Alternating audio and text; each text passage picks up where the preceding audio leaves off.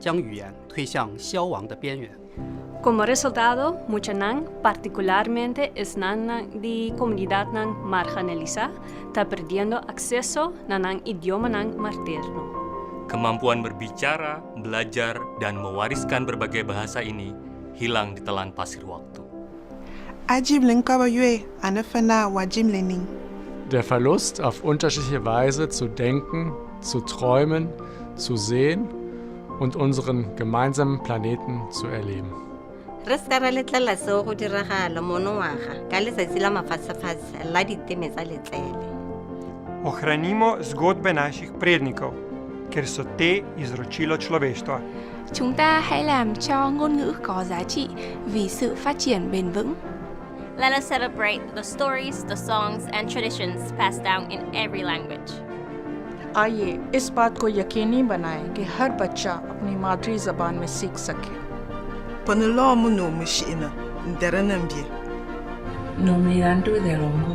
Ciana ithomithio na rũthiomi rwa aciari na irekire kurumenya na kurwenda. Lake doing na haxfani reactnachta a estu Konchangaka atá am whale a Afia Khan. Gəlin yerli icmaların səsini dəstəkləyək.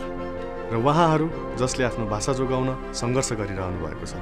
Katika kufanya hilo, ni jukumu letu kuhakikisha ubunifu, historia na maarifa ya wanadamu yanavifikia vizazi vijavyo. Yumi must look after them good islands, place and customs belong Yumi, for make them place belong Yumi everyone good for stop long hem, clean and look nice. Beskyttelse af den sproglige mangfoldighed er beskyttelse af den menneskelige værdighed. Juntos asegurémonos de que ningún idioma quede atrás. And let us celebrate our unity in our diversity.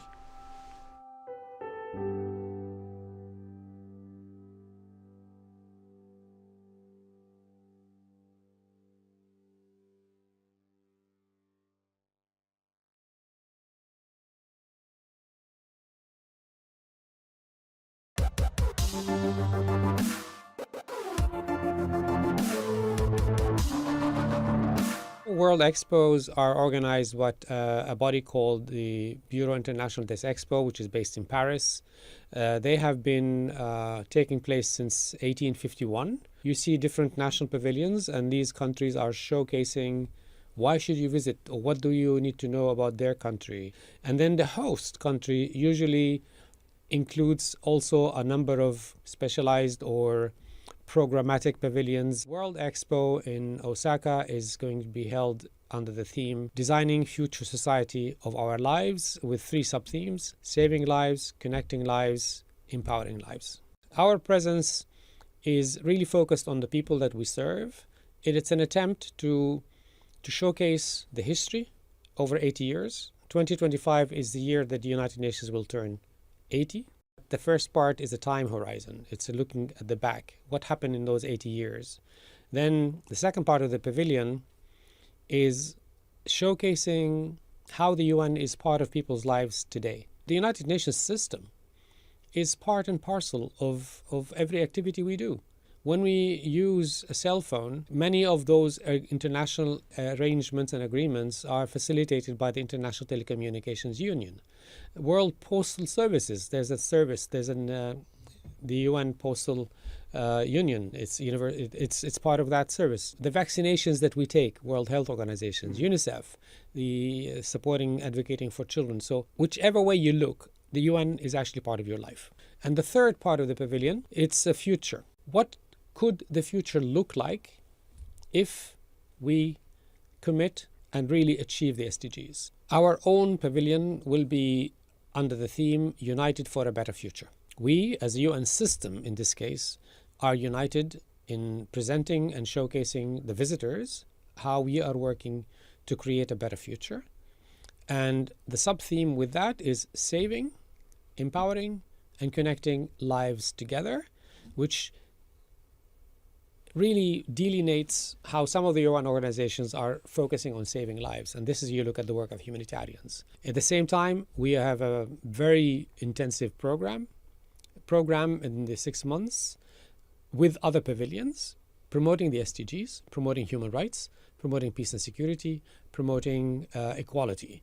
And these are issues that we'll continue advocating for. We have also created and will be part of the virtual expo. So for those people who cannot come to Osaka, they can actually visit and see the UN and experience the UN Pavilion through the virtual expo. For the upcoming 2025 Expo, how will this address or how will this help address the pressing global challenges of today? It's not a place where you go to solve problems. It's actually a place where humanity goes to see other parts of humanity. Expo 2020 in Dubai was the first major event where people went to one place in the tail end of the pandemic, and it was an opportunity for people to go out and almost visit 190 other countries without actually traveling on a plane. There are many landmarks in the world today that people refer to. They were actually built for an expo that was hosted, and maybe the most known example is the Eiffel Tower in Paris. When Paris hosted a World Expo, they built the Eiffel Tower as a showcase of industry and so on, and it remains. So how will this help foster global partnerships? Expos are attended by individuals who want to visit, but also by companies. They visit the specific national pavilion, but also specialized pavilions. And there are pavilions by companies that are also showcasing their new products. They're unveiling new innovations and inventions. Also, it's an opportunity for cultural exchanges and cultural opportunities. You can go and sample different foods and drinks from different countries. You can also go to plays and cultural shows that people bring their own color and taste to an expo. So in one place, you can actually almost visit 5-6 countries without, like I said, traveling or using your passport. That's what makes it unique. With the SDG agenda, and as a United Nations, we have requested and encouraged all participating countries to showcase within their pavilions, first, sustainability, and also the SDGs and what they have done themselves to promote the 2030 agenda forward. And I was very positively impressed by the number of pavilions that actually reflected that. For anybody who is visiting, plan on having more than a day. Interact with the people working in those pavilions, because they are coming from their country and they are their country's ambassadors. They share the pride in their culture, in what they bring to the world. And I think that's the beauty of humanity, that if you peel away the passports, the nationalities, at the bottom, we're all the same. We all want to thrive in a world in which we can thrive in peace, dignity, equality on a healthy planet.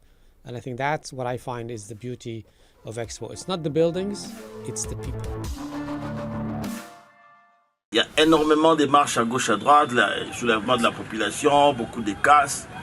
Mais l'esprit professionnel des Okapiens, les techniciens d'Okapi, multimédia, broadcasting, on est là.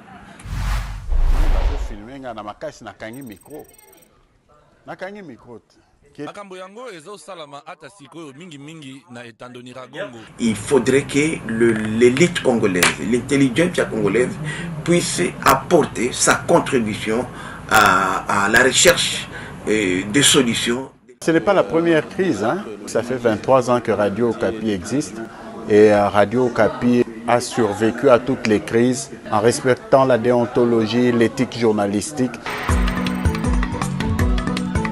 Le chef de l'État congolais Félix Tshisekedi s'est adressé hier à la nation. La radio a pris toutes les dispositions pour que les auditeurs ne soient pas privés de l'information, la vraie information certifiée. Les infos sont passées au peigne fin parce que dans une période de crise comme celle-ci, un mot de trop ou un mot de moins, une virgule déplacée, ça peut embraser le pays. Et donc, nous travaillons sur tous ces aspects-là et je voudrais surtout relever le travail en équipe. Un très grand travail d'équipe est fait. Personne ne travaille en électron libre et c'est ça, je crois, qui fait notre force. Wanakia kusemea mambo ya Bukavu, Goma, mambo tena ambayo yanapitikana, wako wanakuta niko nawapokea kisi na stailiwa kuwapokea. Ndio hivyo, tuko pamoja. À la fois, nous sommes entre les appels dans une ville qui n'est pas connectée à Internet. On est obligé de fouiner ici et là pour trouver des sources, mais que tout cela soit équilibré et avec aussi cette pression gouvernementale. Donc nous nous rassurons que tout ce que nous diffusons comme information répond aux questions essentielles, mais également une information qui ne doit pas faire du mal aux membres de la communauté et qui est là pour prôner l'unité et le développement de la région. On se retrouve demain pour un autre numéro de découverte.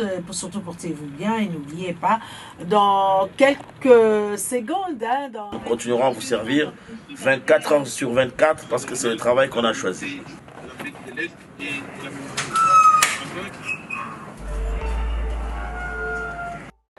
You can start to see where certain types of weapons were employed, certain types of ammunition in those weapons, and the impacts that they had on people, on property.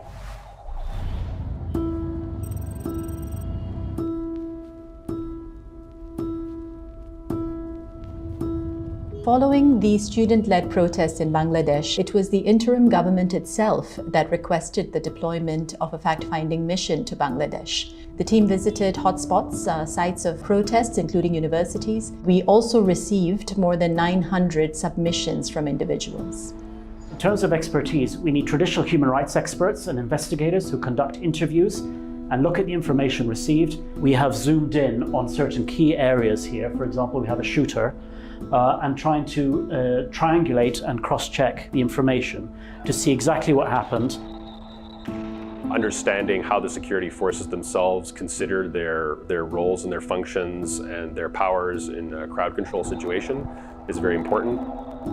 We have a forensic pathologist who was able to go to hospitals to ascertain the mode of injury, the mode of death. One of the key things, very wide use of shotguns for demonstration controls. The shotguns were aimed above the waist, the chest, and to the heads of the persons.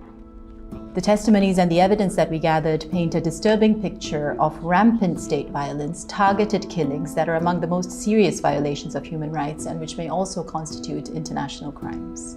These violations were carried out with the knowledge, coordination, and direction of the former political leadership and senior security officials, with the specific goal of suppressing the protests and keep the former government's grip on power. The nuclear energy has been the backbone that has sustained the economy through a very, very difficult time, which is the hardest any country can have, which is war.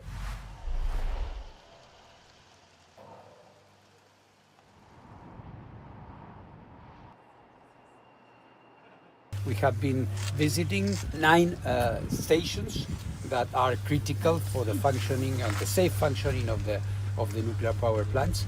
And of course, the situation is quite dire.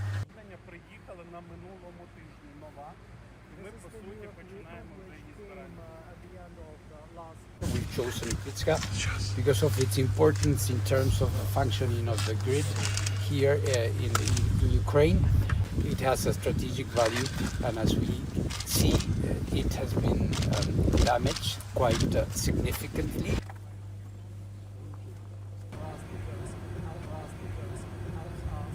We are, of course, aware of this project about Khmelnytsky 3 and 4, 2 units that one has to say have started, the construction has started. In the case of the 3rd unit, 80%, as I learned today, of the construction is completed. In the case of the 4th unit, 25%. So there is quite an effort and an investment that has already been done. The agency is, of course, ready, and we have already started some analytical work on the specific areas where we could provide a safety assessment. I'm in Haiti with a UN helicopter on our way to the capital, Port-au-Prince, because this is the only way to get in from outside right now. We've already been told this helicopter has been shot at before. Haiti's children, particularly here in the capital, Port-au-Prince, they're engulfed by violence and armed groups.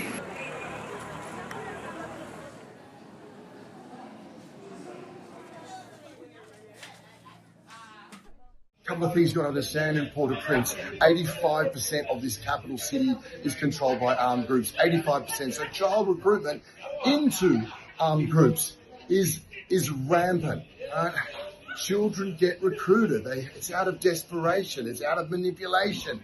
It's out of being engulfed by violence. The point of this is that childhood should not be a gift. Childhood is a right. I believe that the role of the UN is quite essential, and that the people who attend it as delegates do want to know each other better and want very much to be understood.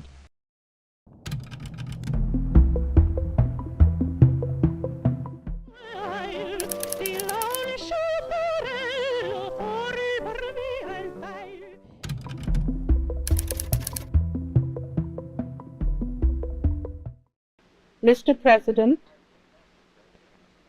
we are very pleased that it has been possible for the General Assembly to adopt a resolution on the Somali border question, which is acceptable to the parties concerned.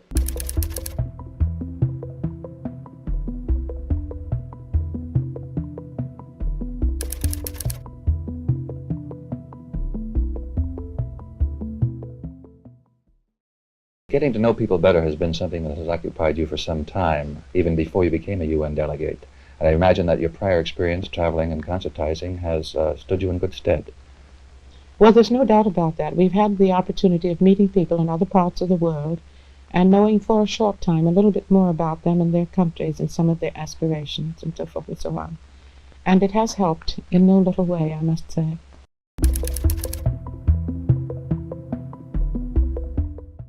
The true ambassadress of art and true ambassadress also of humanity. I introduce to you with her accompanist France group, Miss Marian Anderson.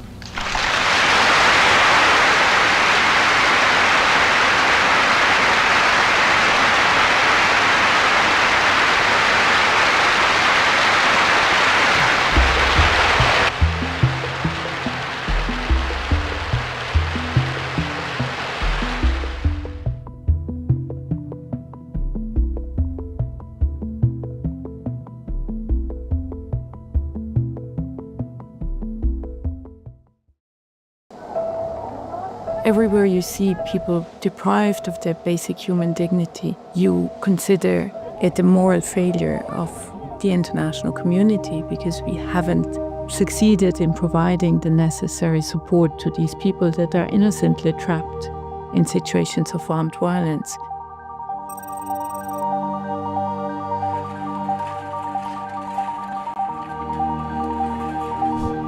It's our core responsibility to do our best to reach these people, but we also need the agreement and the active support of the warring parties to allow us to access these trapped civilians wherever they are. The ICRC has been present in the region for many, many decades, including in Gaza. We have held these dialogues both with the authorities of Israel and with Hamas for many, many years. So this is why the ICRC had the ability to support the implementation of the ceasefire agreement, and in particular, the release and the bringing back of the hostages and the detainees. We are not armed. We are not specifically protected other than by the trust that we receive from both sides and the security guarantees that we receive on both sides based on many, many years of working as a neutral intermediary and never taking sides in a conflict. We address violations of international humanitarian law regularly and very firmly, and especially when they occur. But we do it directly with the party concerned, and we do it confidentially. We don't disclose this information in public, and this has for many, many decades allowed the ICRC both to uphold the dialogue with over 200 armed groups, but also with all the governments in the world. People are really running out of food, clean water, medical supplies.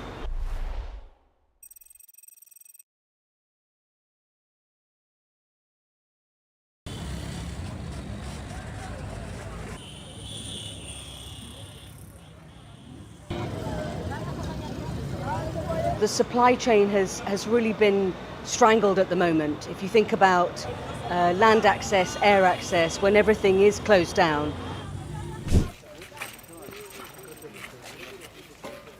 We are in Rugerero, which is the new site where the government of Rwanda has hosted the people that have crossed the border from Goma following the conflict that has really continued recently. And up to now, the government has received about 1,000 people that have arrived. They continue coming, and basic services being availed for them. We, as the United Nations community, we are all in a preparation mode. It's the beginning of the movements of people, so we need to be vigilant and continue to do the monitoring and support them as the need arises. President Chombe drove to Ndola Airport for ceasefire discussions with the United Nations. But fate intervened as the aircraft carrying Mr. Dag Hammarskjöld, Secretary General of the United Nations, crashed into the bush 7.5 miles north of Ndola.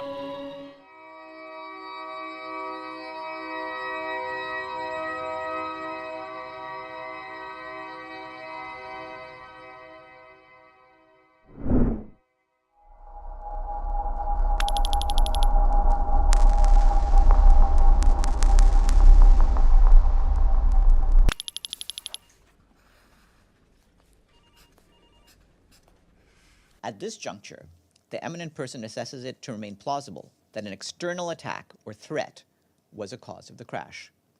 The eminent person notes that the alternative hypotheses that appear to remain available are that the crash resulted from sabotage or unintentional human error. The Secretary General notes that the eminent person considers that it is almost certain that specific, crucial, and to date undisclosed information exists in the archives of member states. The Secretary General further notes the eminent person's assessment that he has not received, to date, the specific responses to his specific queries from certain member states. With significant progress having been made, the Secretary General calls on all of us to renew our resolve and commitment to pursue the full truth of what happened on that fateful night in 1961.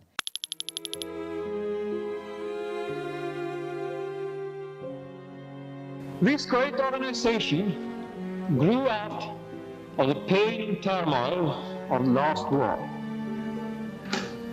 It welded together in what should be a continued cooperation for world peace, all those who had fought against oppression. By all who have sacrificed themselves, by all sacrificing themselves in the fight for freedom and peace.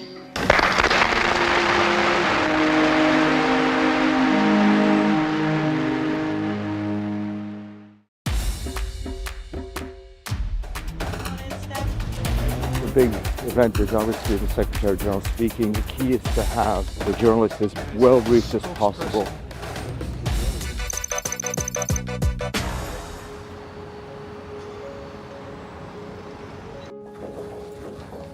The office of the spokesperson for the Secretary General is really the point of contact between the Secretary General and the global media. This office, which issues press statements, speeches, comments on events, we're the last line before things go out.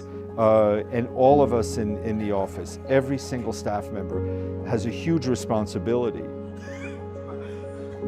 During the GA, every statement that goes out, every readout that goes out is always read by two people before it's issued to ensure that mistakes don't happen, because we wind up issuing about 120 readouts or so, dozens and dozens of speeches, and give dozens and dozens of interviews. The high-level week itself starts on the Tuesday, and there's a lot of interest in the Secretary General, what he's going to say up until Tuesday, until he delivers his speech. But after he delivers his remarks, the journalists shift their focus to all the visiting heads of states, the visiting heads of governments, the tension, the clashes, the agreements that are happening. So in a sense, the focus on the SG, on the UN itself, goes down a little bit, but the focus on the UN as a meeting place, as a convening place, rises, and we go with the flow and try to put out fires where they may occur and just make sure the journalists get what they need. think this year we are in a period of great uncertainty, a period of conflict throughout the world, a period of great tension. So I think this will be a particularly interesting General Assembly to see what messages world leaders come with, where they're willing to find agreement, and sadly also where we're seeing it is impossible to find agreement. But I think this GA is going to be particularly interesting.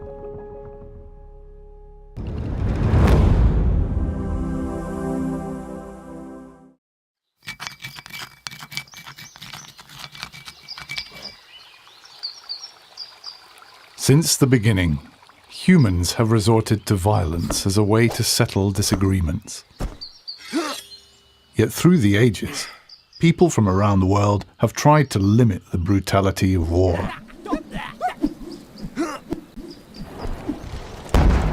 It was this humanitarian spirit that led to the first Geneva Convention of 1864 and to the birth of modern international humanitarian law. Setting the basic limits on how wars can be fought, these universal laws of war protect those not fighting, as well as those no longer able to. To do this, a distinction must always be made between who or what may be attacked and who or what must be spared and protected.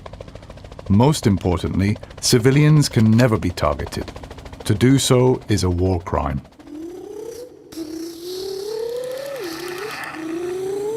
When they drove into our village, they shouted that they were going to kill everyone. I was so scared. I ran to hide in the bush. I heard my mother screaming. I thought I would never see her again. Every possible care must be taken to avoid harming civilians or destroying things essential for their survival. They have a right to receive the help they need.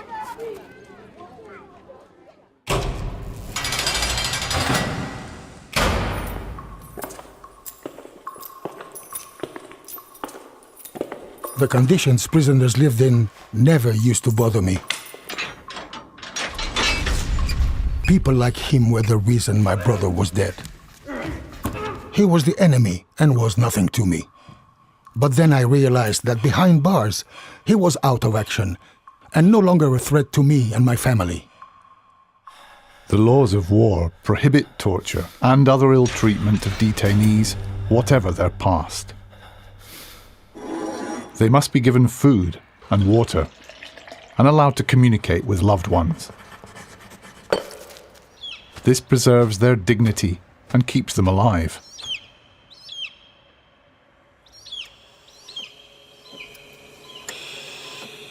Medical workers save lives, sometimes in the most dangerous conditions.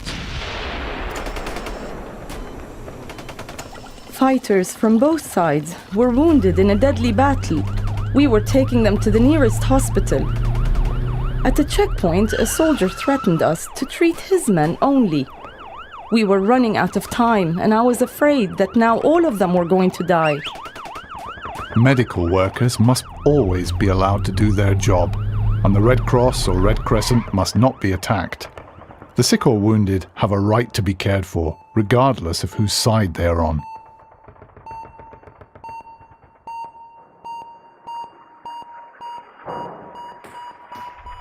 Advances in weapons technology have meant that the rules of war have also had to adapt. Because some weapons and methods of warfare don't distinguish between fighters and civilians, limits on their use have been agreed.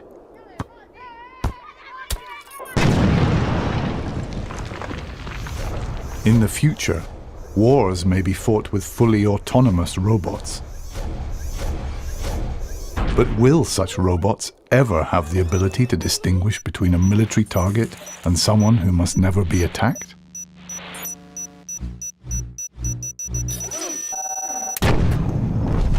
No matter how sophisticated weapons become, it is essential that they are in line with the rules of war.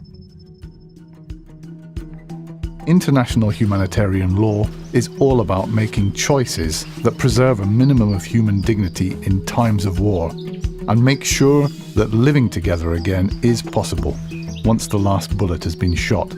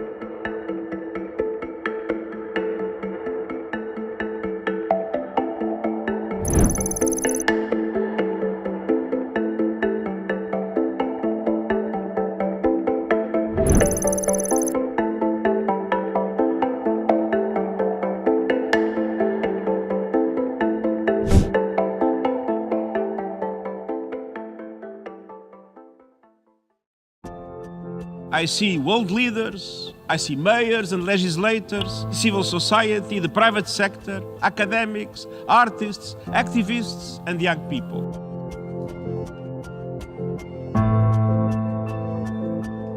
We will not solve today's global problems without contributions from all of society.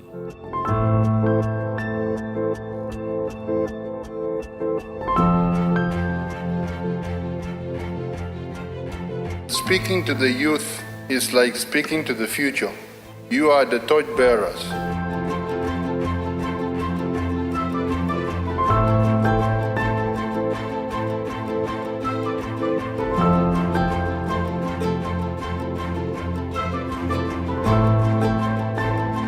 The Summit of the Future is a once-in-a-generation opportunity to reshape multilateral system and to put young people at the center. Give them the space and the freedom to participate meaningfully in finding the solutions. We need to decentralize and localize financing so that communities can step up and take action for themselves. If you are not including persons with disabilities, you are missing 1.3 billion people around the world. It's going to take transformative change, systemic change, underpinned by feminist principles to make sure that young people, especially young women and girls, are at the center of multilateralism.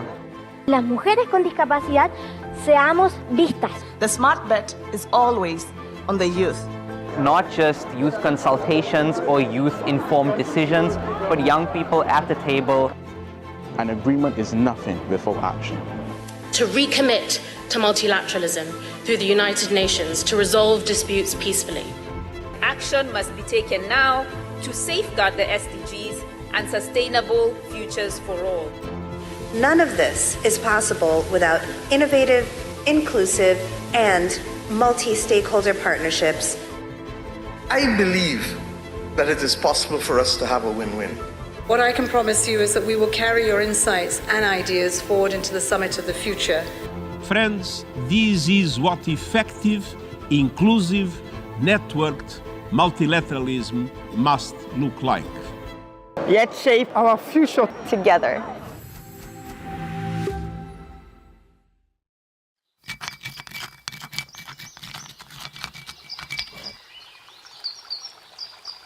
Since the beginning, humans have resorted to violence as a way to settle disagreements. Yet through the ages, people from around the world have tried to limit the brutality of war. It was this humanitarian spirit that led to the first Geneva Convention of 1864 and to the birth of modern international humanitarian law. Setting the basic limits on how wars can be fought, these universal laws of war protect those not fighting, as well as those no longer able to. To do this, a distinction must always be made between who or what may be attacked and who or what must be spared and protected. Most importantly, civilians can never be targeted. To do so is a war crime.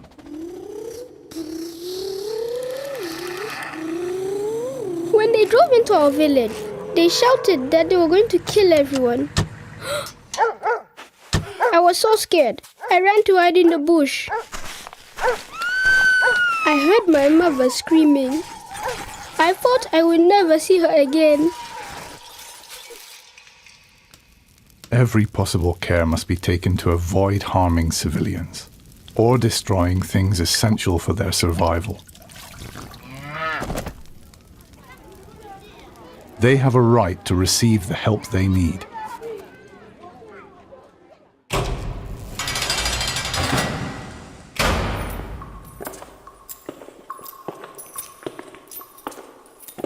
The conditions prisoners lived in never used to bother me. People like him were the reason my brother was dead.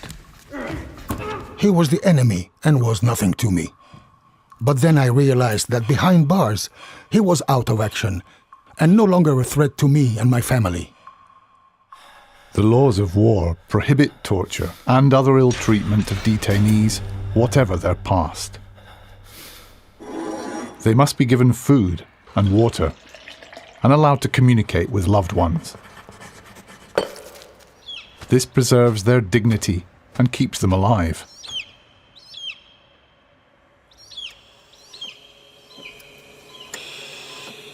Medical workers save lives, sometimes in the most dangerous conditions.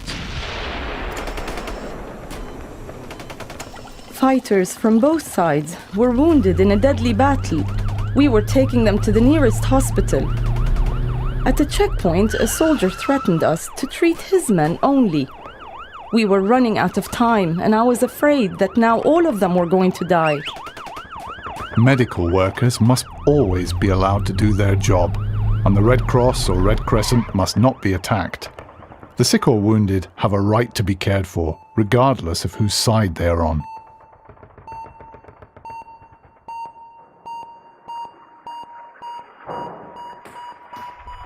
Advances in weapons technology have meant that the rules of war have also had to adapt. Because some weapons and methods of warfare don't distinguish between fighters and civilians, limits on their use have been agreed.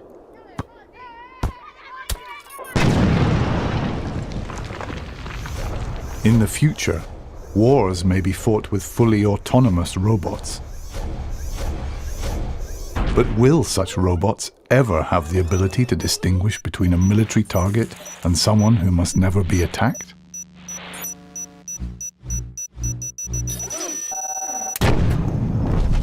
No matter how sophisticated weapons become, it is essential that they are in line with the rules of war.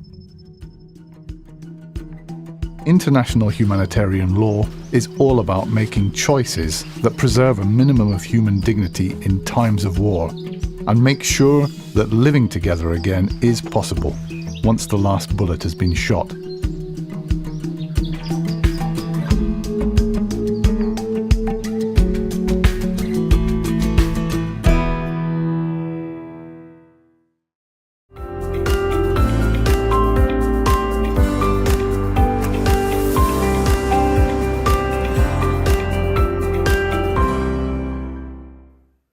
En mi calidad de subsecretaria general de las Naciones Unidas y directora del PNUD para América Latina y el Caribe, me complace saludarles y desearles un año de paz, esperanza y oportunidades para vivir una vida plena.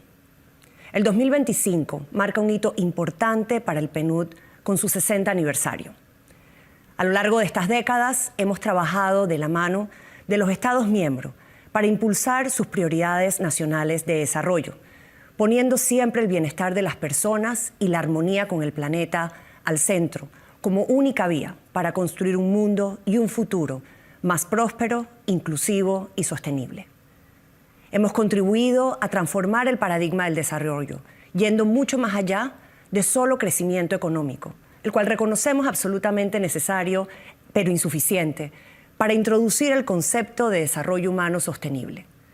Desde esta perspectiva, el desarrollo es un proceso de ampliación de capacidades, oportunidades y opciones individuales y colectivas que tienen las personas para vivir una vida digna y valiosa dentro de los límites planetarios, sin comprometer las posibilidades de las generaciones venideras. Es por vocación y por mandato que reconocemos la paz y la gobernabilidad democrática como elementos centrales del desarrollo. Y es que es a través de la paz, la participación y la política con P mayúscula que se pueden generar las condiciones que aumenten las libertades y opciones de las personas, así como pactos sociales en torno a una visión de desarrollo que concilie las dimensiones sociales, económicas y ambientales. Vivimos hoy en un mundo más interdependiente que nunca, en el que los retos, pero también las oportunidades compartidas, solo continuará intensificándose. Sin embargo, las tensiones geopolíticas, la competencia entre poderes, la emergencia de nuevas fuerzas están dando forma a un mundo multipolar y de alguna forma limitando las posibilidades de cooperación internacional. A pesar de esto, seguimos teniendo mucho a nuestro favor. Conocemos cuáles son los problemas que afectan nuestro mundo.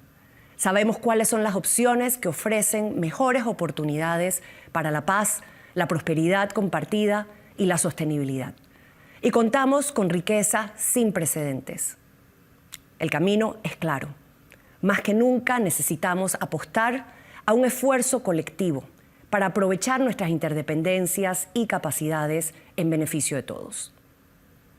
En América Latina y el Caribe, décadas de avances sociales, crecimiento económico y consolidación democrática se encuentran en riesgo. Desafíos estructurales persistentes se entrelazan con un bajo crecimiento, una alta polarización política, eventos climáticos extremos y la rápida evolución de nuevas tecnologías, ejerciendo altos niveles de presión sobre las democracias y el desarrollo. Presión que sienten con gran intensidad los tomadores de decisión, pero también las sociedades y los individuos. Desde el PNUD, creemos que la presión que experimenta la región no es del todo negativa y que puede ser canalizada para impulsar un cambio positivo en la región. El hecho de que las democracias estén bajo presión en América Latina y el Caribe proviene de la realidad de que somos una región con vocación democrática, la tercera más democrática del mundo, y que los ciudadanos demandan más de ella. De manera similar, las vulnerabilidades y los riesgos que ejercen presión sobre la trayectoria de desarrollo humano provienen en parte de la necesidad de preservar los logros alcanzados y de construir resiliencia a todos los niveles. La pregunta es, ¿cómo podemos aprovechar esta presión para impulsar un cambio positivo en la región que, a pesar de sus desafíos, continúa siendo democrática y es una superpotencia de biodiversidad? ¿Cuáles son esas válvulas de escape, instituciones, políticas públicas, habilitadores y procesos que necesitamos recalibrar para gestionar los riesgos, integrar todas las dimensiones del desarrollo y canalizar la presión hacia la construcción de un futuro mejor? Para dar respuesta a estas preguntas, desde el Buró para América Latina y el Caribe del PNUD, estamos en el proceso de elaboración de 2 informes regionales a ser presentados en el 2025. El informe sobre desarrollo humano con un foco en resiliencia desde una mirada de desarrollo humano y el informe sobre democracia y desarrollo. Proceso que se complementa con la iniciativa que hoy tenemos el gusto de lanzar junto a ustedes, Reimaginando nuestro futuro, diálogos sobre desarrollo en América Latina y el Caribe. Esta serie de diálogos que lanzamos hoy permitirá profundizar en esos puntos de presión que afectan a la región, desde el rápido cambio tecnológico hasta la fragmentación social y los desafíos climáticos, proponiendo válvulas de escape que integren las distintas dimensiones del desarrollo, revitalizando el diálogo y la capacidad transformadora de las políticas públicas para promover la acción colectiva y ofrecer soluciones hacia un desarrollo humano sostenible, un crecimiento económico inclusivo y una gobernanza democrática más efectiva. En estas conversaciones nos acompañarán tomadores de decisión, especialistas, actores sociales, socios de organismos internacionales, para juntos reimaginar y construir juntos el futuro del desarrollo en América Latina y el Caribe. En esta sesión de lanzamiento, María del Carmen Sacasa, subdirectora regional del PNUD para América Latina y el Caribe, liderará una interesante conversación sobre tendencias y perspectivas que impactarán el desarrollo en América Latina y el Caribe en el 2025. Con esto, deseo invitarles a que sean parte de este esfuerzo colectivo y a seguir de cerca estos diálogos, que espero despierten esperanza en el futuro, esperanza en nuestra propia capacidad de cambiar el curso de la historia, porque el desarrollo es, en esencia, una agenda de esperanza. Muchísimas gracias.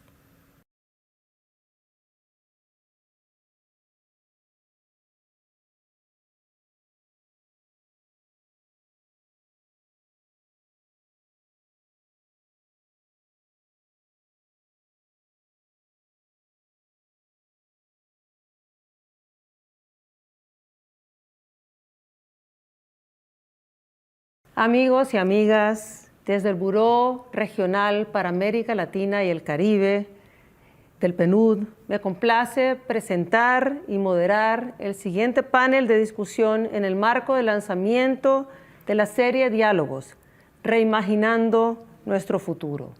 Diálogos sobre el desarrollo en América Latina y el Caribe.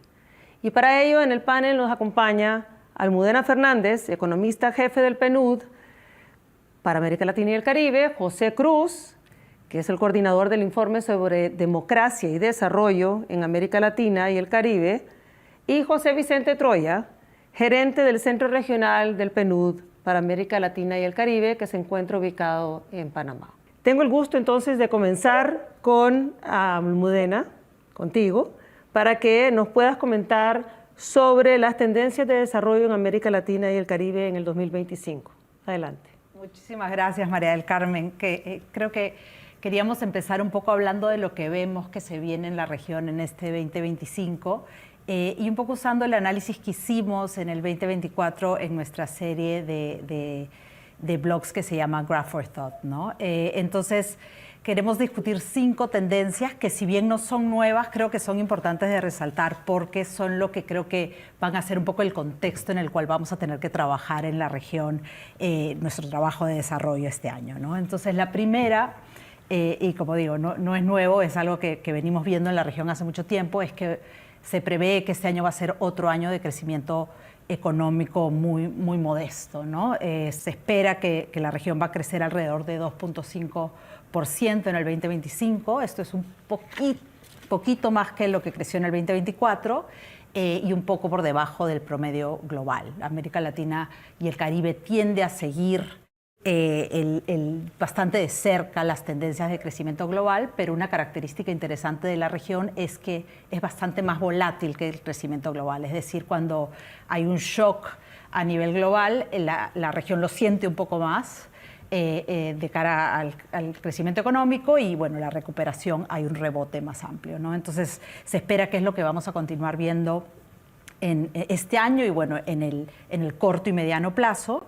Y esto va, de alguna manera, marcar la pauta o limitar la capacidad de los gobiernos y los países de seguir en sus esfuerzos de reducir pobreza, ¿no? Esto va a tener un impacto importante en qué tanto podemos progresar y seguir avanzando en estos esfuerzos de reducción de pobreza. Y creo que algo importante de resaltar ahí es en un contexto donde vemos que la cara de la pobreza va cambiando en la región, ¿no? La región, solo por dar un ejemplo, es una región que se ha urbanizado muy rápidamente y si bien la gran parte de la pobreza todavía es rural en América Latina y el Caribe, a medida que el mayor porcentaje de la población es urbana, vemos que la población urbana pobre crece y eso tiene implicaciones de política en cómo hacemos política pública para la reducción de pobreza. Entonces son tendencias que creo que son importantes de tener en mente de cara a seguir avanzando en el 2025. Otra tendencia que de nuevo no es nueva, pero creo que es muy importante y que está muy relacionada a esto es que uno de los mayores obstáculos para el crecimiento económico en la región es la baja productividad, ¿no? América Latina desde hace muchas décadas tiene una productividad muy baja y relativa a otras regiones emergentes, se ha quedado muy atrás en términos de incrementos de la productividad. Y eso es particularmente importante en este momento en que hay como una revolución tecnológica que está aumentando la productividad en el mundo y de alguna manera América Latina se está quedando atrás, ¿no? Ya vemos que en otras olas y otras revoluciones tecnológicas la región no necesariamente pudo aprovechar esas olas tecnológicas para dar un salto de productividad, como lo hicieron, por ejemplo, otras regiones como Asia, etcétera. Y no queremos que esta sea otra vez con estas nuevas revoluciones tecnológicas, con la inteligencia artificial y todas las nuevas tecnologías que están saliendo, donde la región pierda esta oportunidad. Pero, sin embargo, para que la aprovechemos hay que tomar acciones concretas, ¿no? Y una de ellas, y pasando a la siguiente tendencia, es abordar las desigualdades persistentes que continúan en la región y que se están manifestando hoy en día en un acceso muy desigual a la capacidad de usar estas nuevas tecnologías, ¿no? Por ejemplo, vemos en lo más básico un acceso muy desigual al uso de Internet en los hogares, ¿no? En promedio, por ejemplo, vemos que los hogares más ricos en la región tienen casi 2 veces más la capacidad de usar Internet que los hogares más pobres, ¿no? El promedio en la región, por ejemplo, 80% de los hogares más ricos tienen acceso a Internet, mientras que solo el 40% de los hogares más pobres. Y, por supuesto, si esto lo desagregamos a nivel urbano-rural, vemos todavía más diferencias, ¿no? Entonces, si queremos crecer esta productividad, aprovechar esta ola tecnológica, abordar estas desigualdades estructurales en muchas dimensiones, pero que ahora también se están manifestando en dimensiones tecnológicas, es fundamental, ¿no? Y otra tarea que tiene la región pendiente de cara a las desigualdades tiene que ver con los avances en igualdad de género, ¿no? Y yo creo que es una tarea que la región hizo importantes avances. Hay algunos retrocesos, pero es muy importante seguir empujando hacia eso. Vemos, por ejemplo, que todavía la inserción al mercado laboral femenina es un reto.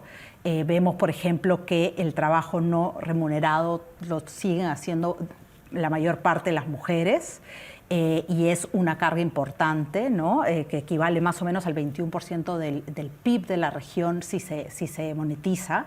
Y para poder avanzar hacia eso tenemos que seguir avanzando en establecer sistemas de cuidados que permitan que esta carga de trabajo no remunerado se pueda distribuir de manera mejor, ¿no? Entonces, avanzar en estos temas de desigualdad es fundamental para poder crecer, aumentar productividad, etcétera.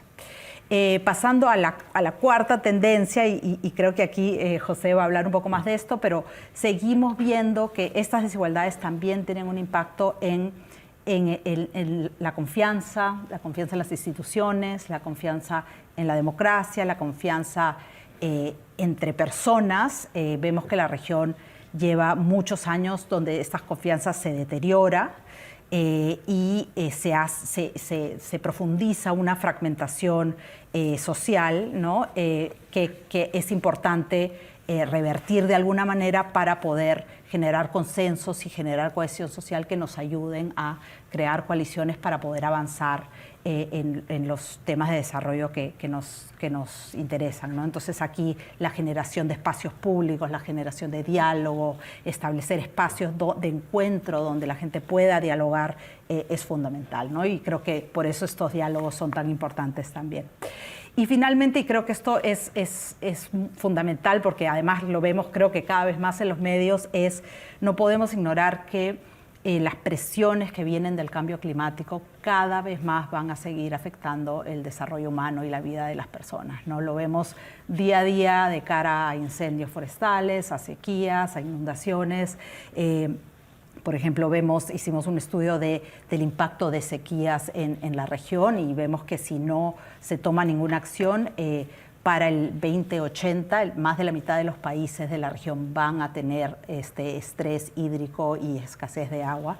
Entonces es importante no seguir avanzando en los temas de construir infraestructura que permita de alguna manera aliviar esta presión que viene con un clima que está cambiando y que no podemos ignorar, además de, por supuesto, seguir avanzando en la reducción de emisiones y en desenredar de alguna manera el crecimiento económico de estas emisiones, ¿no? Entonces, paro ahí con estas 5 tendencias. Muchísimas gracias. José, ahora nos gustaría que nos pudieses abordar, que nos hablaras un poco sobre la cuestión entre democracia y desarrollo. ¿Por qué es importante? Bueno, tal vez para empezar, María del Carmen, creo que es bastante importante contextualizar que vivimos en tiempos donde el mayor número de países en el mundo son regímenes democráticos y jamás han existido tantas democracias al mismo tiempo como lo vemos hoy día. Y América Latina y el Caribe han sido punta de esta trayectoria, de solo 4 países democráticos en los años 60 a casi todos actualmente. Y amerita resaltar sobre todo al Caribe, que desde su independencia del Reino Unido y de Holanda, tiene una orgullosa tradición democrática que coincide precisamente con esos procesos de independencia. Así que yo creo que podemos acertar con bastante confianza de que América Latina es una región con gran vocación democrática. Y sin embargo, existen retos y continuos desafíos con el ejercicio de la democracia, y América Latina y el Caribe de ninguna manera queda exenta de profundas crisis y vulnerabilidades. Y es aquí, en este encuentro con estas vulnerabilidades, donde el vínculo entre democracia y desarrollo se vuelve muy importante. También yo creo que es importante resaltar que la historia de la democracia y de sus problemas e insatisfacciones es milenaria. Y como lo planteó Winston Churchill en su famosa frase, la democracia es el peor sistema de gobierno a excepción de todos los demás que se han inventado. Así que como régimen político y bajo la norma de un voto por cada persona que se asimila a la igualdad política, la democracia genera la promesa de bienes sociales asimilados a la reducción de las desigualdades económicas y sociales, y es una expectativa que la democracia cumpla con esta promesa. Por lo tanto, los 2 tipos de dificultades que la democracia ha enfrentado en toda su historia milenaria son de dos tipos. Por un lado, la integridad y la justicia de sus procesos, y por otro lado, su capacidad de realizar los resultados que los votantes valoran. Resalto toda esta contextualización porque es importante y vital tener estos debates y reflexiones como se han dado en toda la historia de la democracia, y hoy día no es nada diferente. Este debate continúa. Así que hoy la narrativa común y la conclusión generalizada es de que la democracia está en crisis y que se observa un retroceso de este régimen político a nivel global, no solo en América Latina y el Caribe. Pero la evidencia nos plantea una realidad más matizada. Hay una demanda por más y mejor democracia, más y mejor desarrollo y bienestar. Y si vemos la encuesta de Latinobarómetro, ella hace una pregunta muy relevante sobre el apoyo a la democracia. Pide responder si está uno de acuerdo o no de acuerdo con la frase: no me importa que un gobierno no democrático llegara al poder si resuelve los problemas.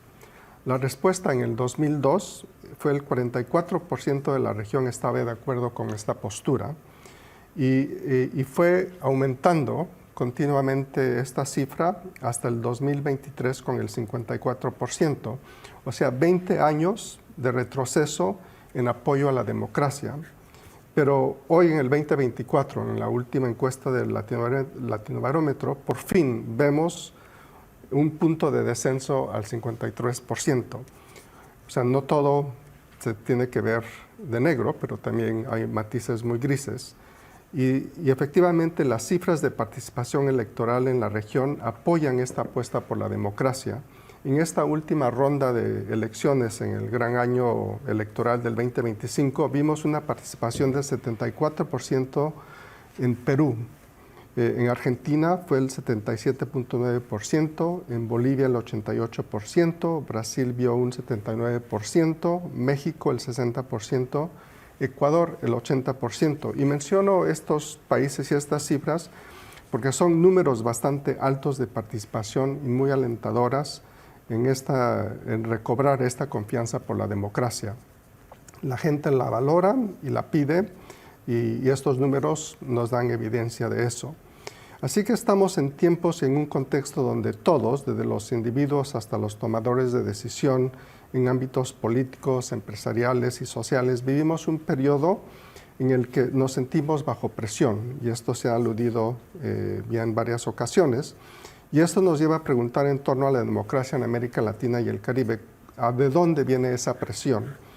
Y aquí es precisamente donde examinamos y vemos fenómenos de gran importancia que se ven ahorita y atienden a este debate continuo que se ve sobre la democracia. Uno es esta incapacidad o debilidad institucional en dar respuesta a las expectativas ciudadanas.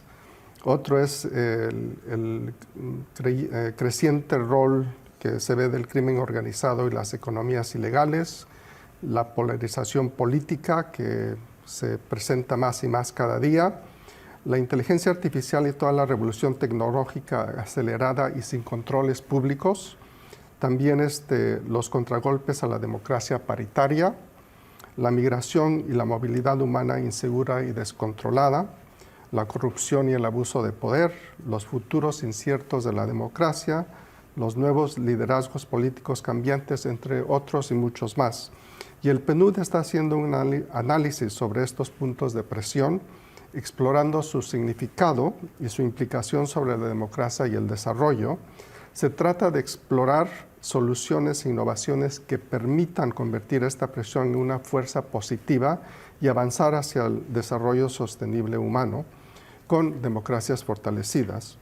El 15 de septiembre de este año, en el Día Internacional de la Democracia, vamos a lanzar este informe sobre democracia y desarrollo en América Latina y el Caribe, un informe que pretende ser un punto de reflexión para continuar alimentando el debate y la construcción de políticas públicas, todo por un mejor bienestar y futuro para las poblaciones y futuras generaciones de nuestra región.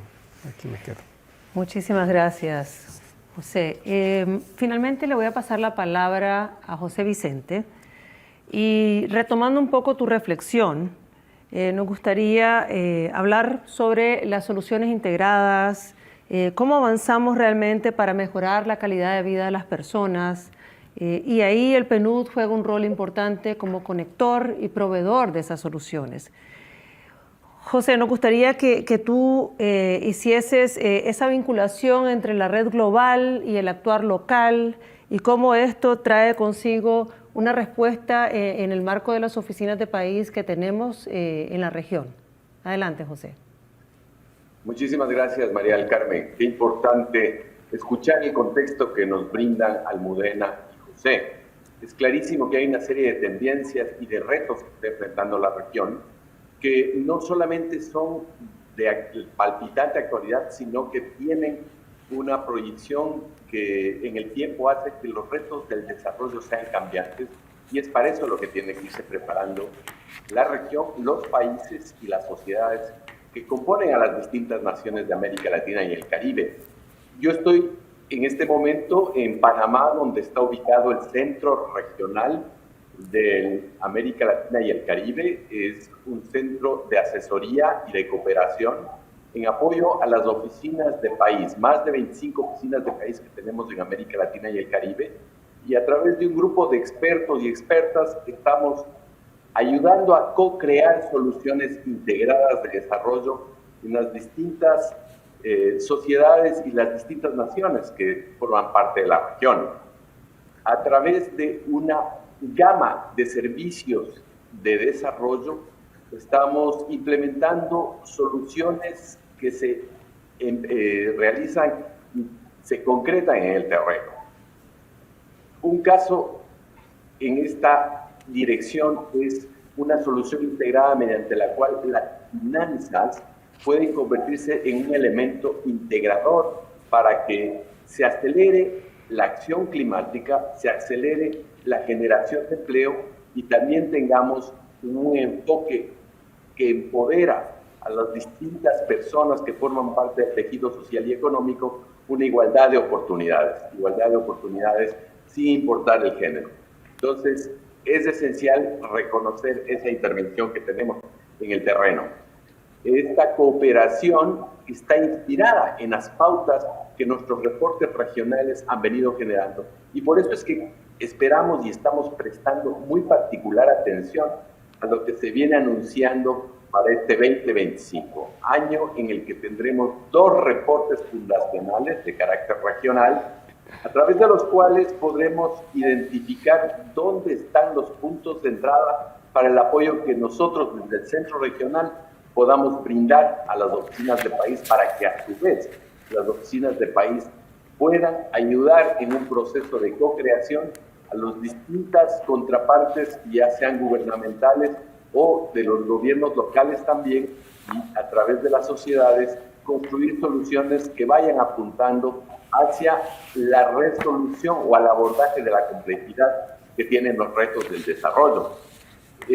Las distintas líneas de servicios que nosotros estamos brindando incluyen energía y transporte, naturaleza, gobernanza eficaz para la igualdad de género, justicia para todos, movilidad humana, crecimiento inclusivo, finanzas para el desarrollo. Estas soluciones y estas líneas de servicios tienen que estar integradas a través de distintas definiciones conjuntas con los actores en el terreno. Se van inspirando los accionarios que se pueden impulsar desde la cooperación. Y es una cooperación que reconoce la adversidad que está aconteciendo en los distintos países, pero desde también un reconocimiento de los focos de esperanza que se están gestando en diversos espacios de los países. Y eso es central en estos momentos. El futuro tiene que ser reimaginado, como nos lo decía nuestra directora regional. Y para poder reimaginar el futuro, tenemos que estar atentas y atentos a lo que son las señales tempranas de los cambios que están aconteciendo. Y es desde esa lógica que, aprovechando la red global de conocimiento que tenemos en toda la organización, una organización que trabaja en más de 170 países, que estamos detectando estos cambios tempranamente para poder orientar y labrar, forjar el futuro que queremos. Yo no quisiera perder de vista unas palabras muy emotivas que las pronunciaba la presidenta del Consejo de Mayores, la antigua presidenta de Irlanda, Mary Robinson. Ella nos decía, el futuro puede ser tan próspero como nosotros decidamos que lo sea desde ya. Es decir, es un asunto que pasa por una toma de decisión. Y también me gustaría evocar unas palabras sobre que la reducción de la pobreza, o mejor dicho, el otro lado de la moneda, la pobreza es una decisión de política pública. Si tomamos las medidas adecuadas, esa reducción o esa erradicación es una medida también de política pública, pero que tiene que hacérsela de manera integrada en el marco de un diálogo en donde las distintas dimensiones de una pobreza sean abordadas. Quiero mencionar un ejemplo que va directamente a ilustrar cómo podemos apoyar intervenciones en el terreno. Estamos afrontando un cambio climático, estamos enfrentando distintos impactos aumentados sobre ciertas poblaciones. Y a partir de ese reconocimiento se pueden identificar cuáles son las audiencias o cuáles son las personas que están siendo más perjudicadas. Y mediante cooperación que hemos brindado en cada uno de los países de América Latina a través de nuestra intervención y nuestro programa de la promesa climática, hemos acelerado la acción climática y hemos demostrado a través de los distintos percepciones y acciones de las personas que están en el terreno que es posible convertir la acción climática en una acción de desarrollo. Y es desde esa lógica que la intervención que nosotros venimos acompañando busca apoyar no solamente una mayor incorporación al mercado laboral de aquellas personas que están quedándose fuera del mercado laboral a través de acción climática, sino que también estamos buscando generar una mayor cohesión social y una mejor relación de poder entre quienes forman parte de los distintos procesos socioeconómicos y de protección de la naturaleza. Muchísimas gracias a José Vicente, a José Cruz y a Almudena por sus presentaciones. Al conversar sobre cómo reimaginamos nuestro futuro, es importante reconocer la interdependencia en el tema de desarrollo y el tema de democracia. Es fundamental tener claridad de que estas dimensiones influyen entre sí y se retroalimentan. Y se requiere asimismo un abordaje que sea sistémico, un abordaje que presente soluciones integrales y que propicie espacios de cocreación. Desde el Buró para América Latina y el Caribe, nuestra labor es a nivel regional, nacional y local, conectando las dimensiones pero también los actores y asimismo contribuyendo a que una respuesta de desarrollo integral en la cual las políticas públicas estén alineadas al tema del desarrollo requerido por la sociedad en su conjunto. Muchísimas gracias.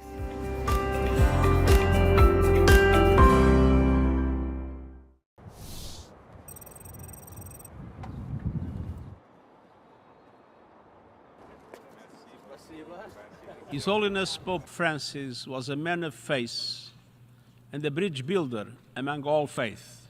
He was a champion of the most marginalized people on earth. He was a voice of community in a world of division, a voice of mercy in a world of cruelty, a voice of peace in a world of war. There can be no peace without justice, and there can be no justice without peace.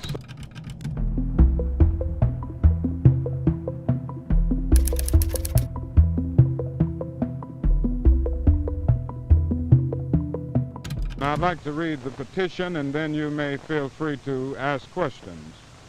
From towns and villages, cities, campuses, and farms, we have come in tens of thousands to march and rally at the United Nations in New York and at the birthplace of the World Organization in San Francisco on this, the 15th day of April, 1967.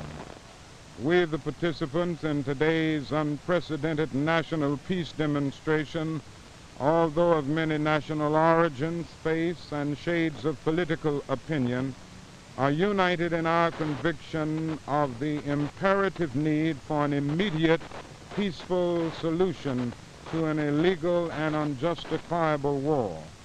We are determined that the killing be stopped and that a nuclear holocaust be avoided.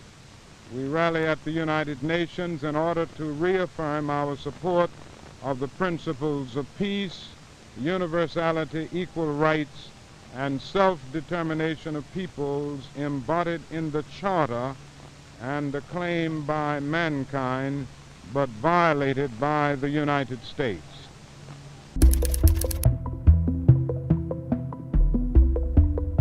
The priority of the peace movement and the civil rights movement, I think from a content point of view, the issues are inextricably tied together. In the final analysis, there can be no peace without justice, and there can be no justice without peace. So I think both of them are priorities, and we've got to deal with both of them as basic priorities.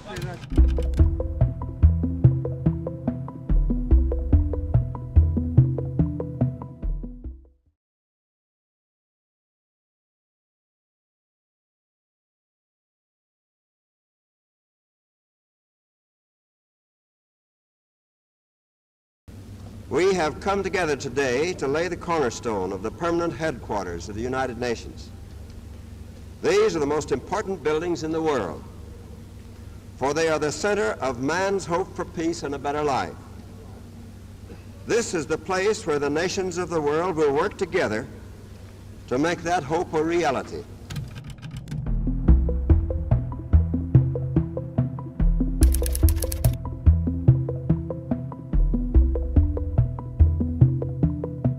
Two priceless documents, the Charter of the United Nations and the Universal Declaration of Human Rights, are to be encased in the slab of granite that is to be the cornerstone of that visible structure. We must remain at peace with one another or die. I thank you.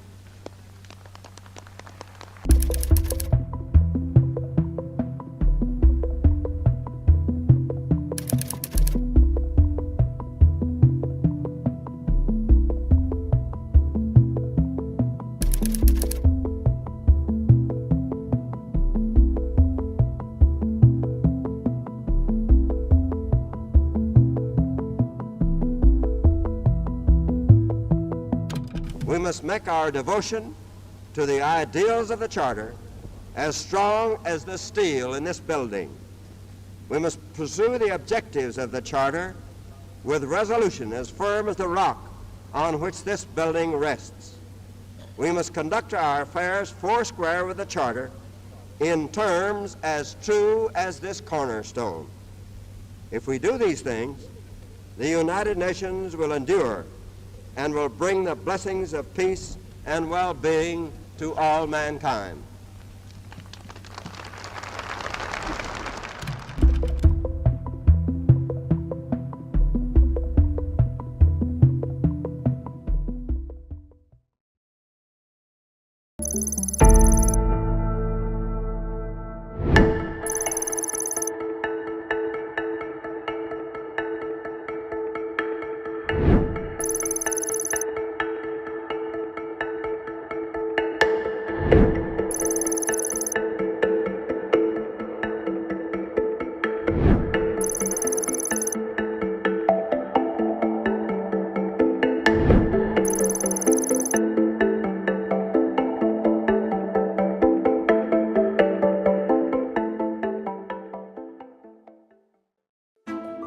Iceland, once a land defined by its towering glaciers, is now home to the world's first glacier graveyard, a symbol of the accelerating climate crisis. This graveyard stands as a reminder of what's at stake. 15 icy tombstones mark the extinction of glaciers worldwide. But this is just the beginning. Without swift action, many more will follow. A stark memorial where each tombstone represents a glacier that has vanished due to rising temperatures. It's a symbol of what we've lost and a warning for what's still to come. This site is a call to action, a reminder that the fate of these glaciers is in our hands. The United Nations General Assembly has declared 2025 the International Year of Glaciers Preservation. Almost everybody on Earth, basically 9 out of 10 people, breathe air that is essentially unfit for purpose.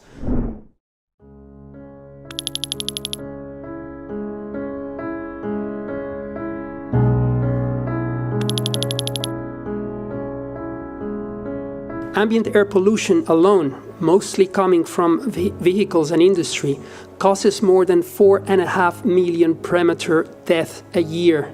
Just for context, this is more than those deaths by malaria and HIV/AIDS combined.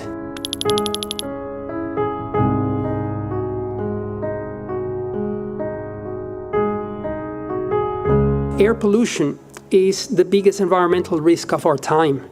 But not only is it a health risk in itself, it also exacerbates climate change.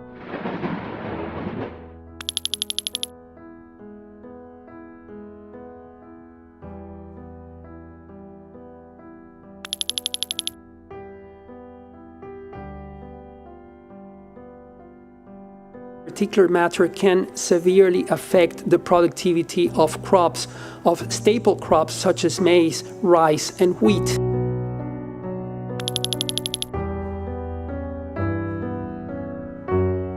There's sufficient data around the world to basically acknowledge that it is a worldwide problem, particularly in urban areas. The first thing that cities have to do is to recognize that the problem exists in the first place.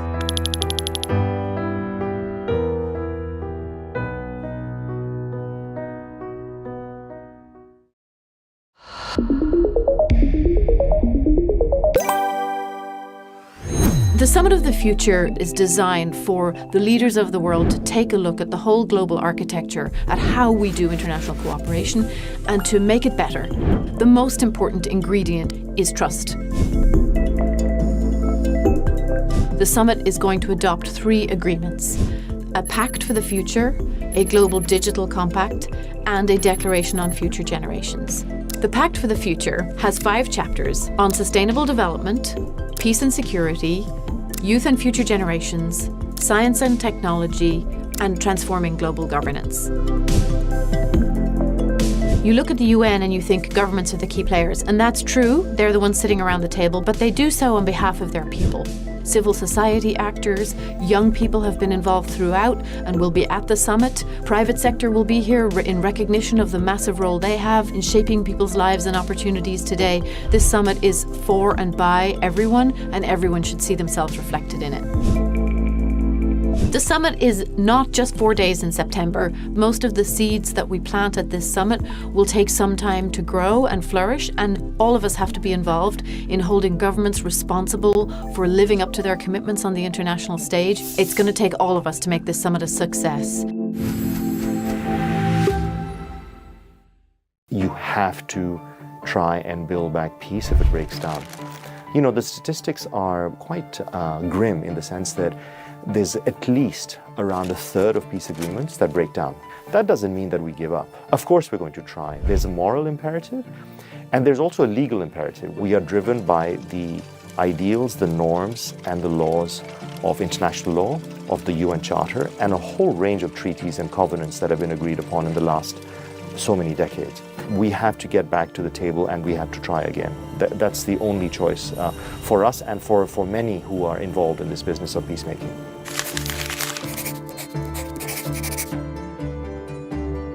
Peace agreements are violated because there are major interests at stake. I mean, war is not just about violence, it's about power. And so you can understand why people go to war, even if you don't agree with it. Having an understanding of the conflict is absolutely essential. At the same time, I think it's also important to believe that people change as well. War changes people, war changes societies, and mediators really have to get into understanding what the psyche of the people who made war and then put ideas on the table and say, in fact, you both sides, or sometimes there are more than two sides, you're not that different. There are common areas on which you can agree. And that's really the starting point.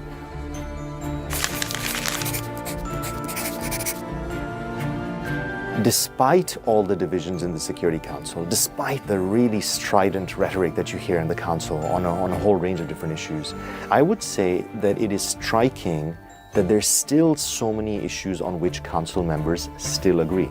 You know, the business of the Council carries on. You see the fireworks around Ukraine, or you see them now around the Middle East.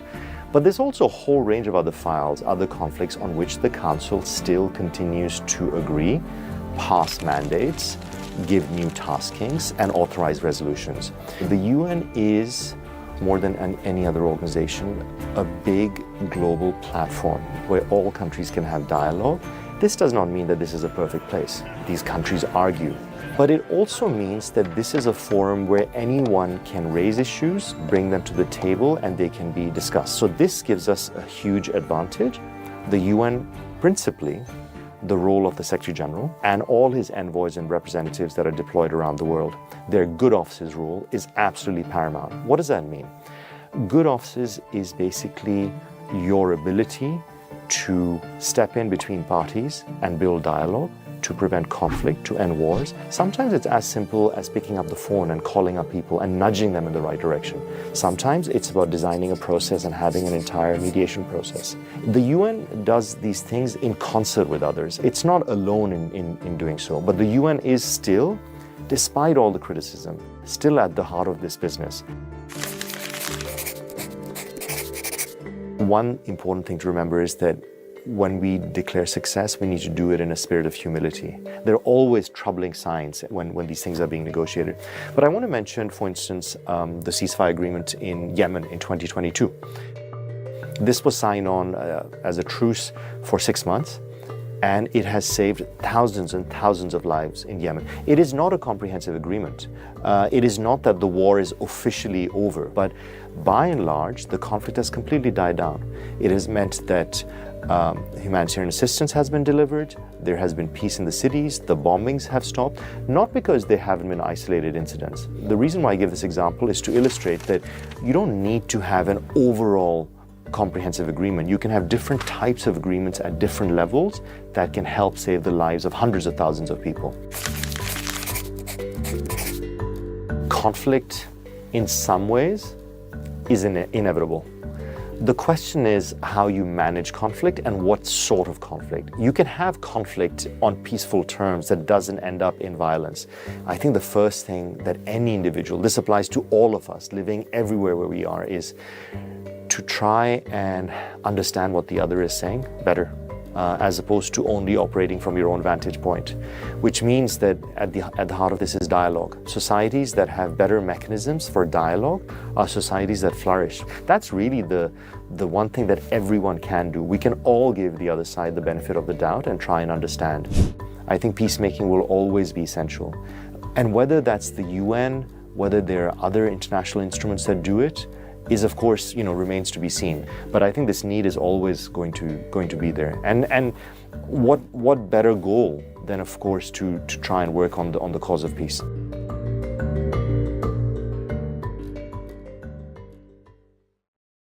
As casas de chapa, se as chapas abanarem, podem levar pedras, sacos com areia para pôr em cima.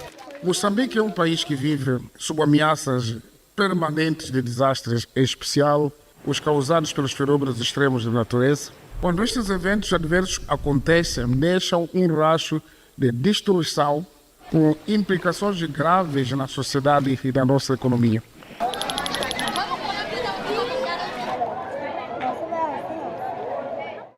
Muitos podemos fazer para reduzir a perda de vidas humanas e maiores danos. O aviso prévio nos ajuda para isso, para nos precavermos. Mas eu vi que está muito...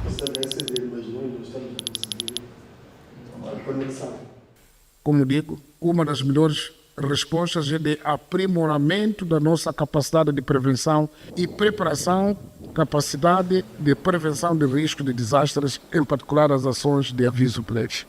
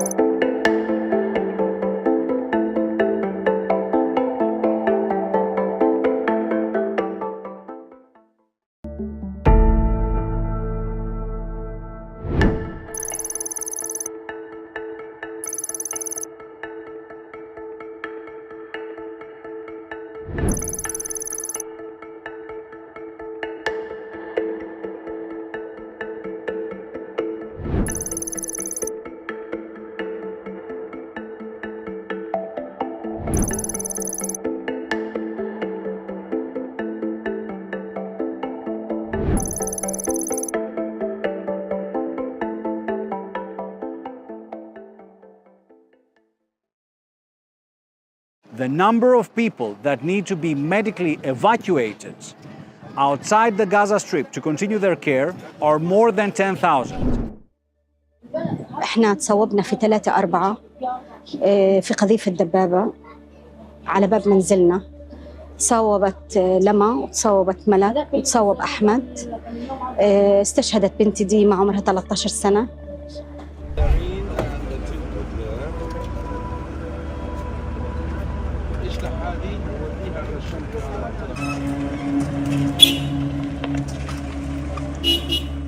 مبسوط كتير عشان نسافر ونركب أطراف نرجع نجري.